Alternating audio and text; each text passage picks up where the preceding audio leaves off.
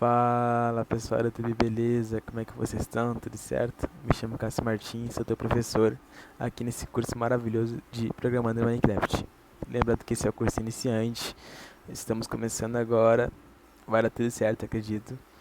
Nessa aula a gente vai falar sobre estruturas de repetição, tá bom? Basicamente, estruturas de repetição, também conhecida como loops ou laços, traduzido, são usadas para executar repetidamente uma instrução ou um bloco de instrução enquanto determinada condição estiver sendo satisfeita, tá bom?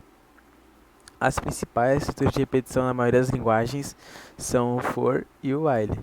For, traduzido ao português, significa para e o while significa enquanto, tá bom? A gente vou começar explicando para vocês o que seria o while, tá bom? Que é o enquanto. Basicamente, o while é uma estrutura que executa um bloco de instruções enquanto uma determinada condição for verdadeira, tá bom? Lembrando, essa condição ela sempre tem que ser do tipo boolean, tá bom? Porque boolean ele tem true ou false, tem que sempre ser uma condição booleana, tá bom? Então, no caso, a gente passaria o trecho de código while entre parênteses a condição, tá bom? Que tá bem aqui no exemplo que eu botei na foto aqui, o do while e o do for, tá bom? Agora a gente vai fazer um teste sobre como é que funcionaria esse while, tá bom? Vou mudar a telinha, tá bom? Vamos lá. Basicamente, imagine que a gente tem uma idade, tá bom? De, por exemplo, 10 anos, tá bom?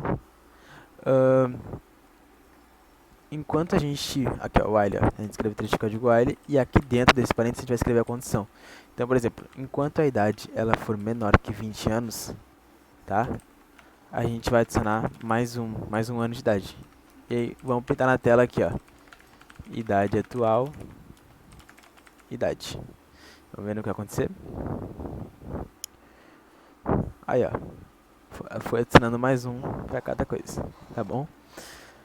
Basicamente, o while não tem muito mistério, é basicamente isso que eu acabei de explicar para vocês, o while.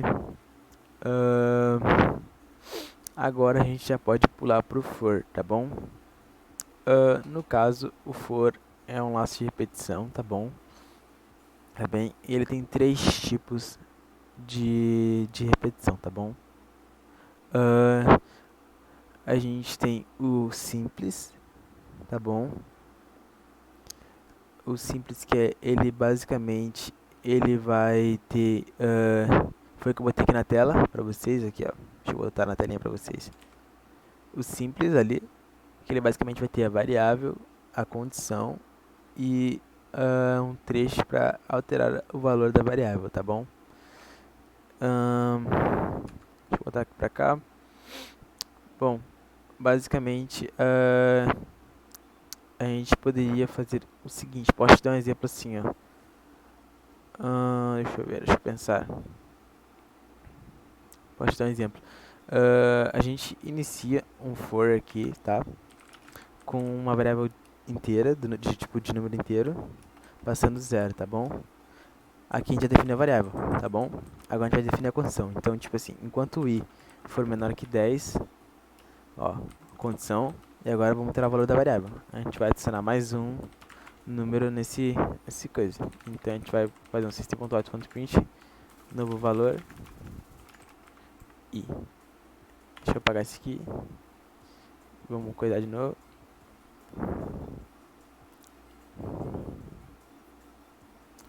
E como vocês podem ver, adicionou um valor, tá bom?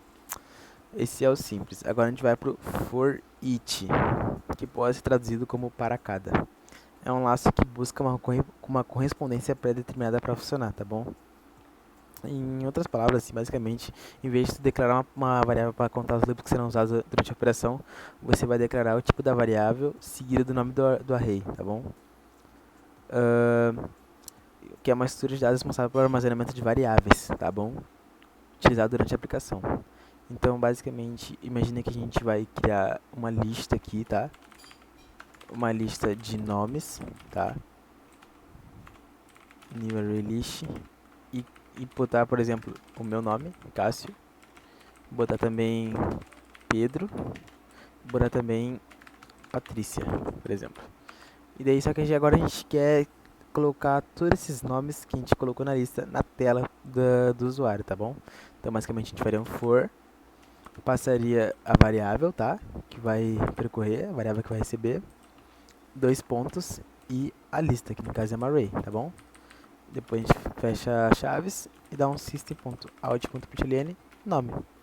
Aí a gente só, de novo aqui, e é para imprimir Cássio, Pedro e Patrícia. Isso aí, rapaziada. Cássio, Pedro e Patrícia. Bom, rapaziada, agora a gente vai ver quais são as diferenças entre while e for na linguagem Java. Bom, primeiro no while. While ele é uma palavra inglesa que significa enquanto em português. Dessa forma, a gente quer que haja ou não alguma alteração em determinada variável enquanto ela é definida por determinado valor. Explicando da forma mais simples possível.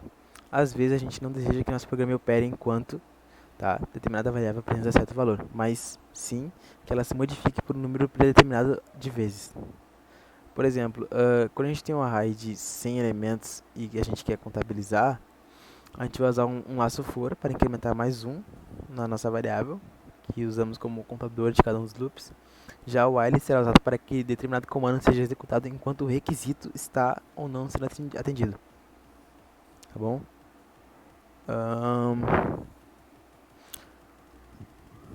Já o for, ele vai repetir o número de vezes que a gente quiser, tá bom? A gente vai determinar quantas a gente quer que o for repita, tá bom?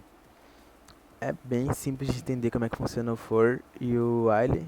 Então, rapaziada, basicamente essa foi a nossa aula. Espero que vocês tenham gostado do vídeo.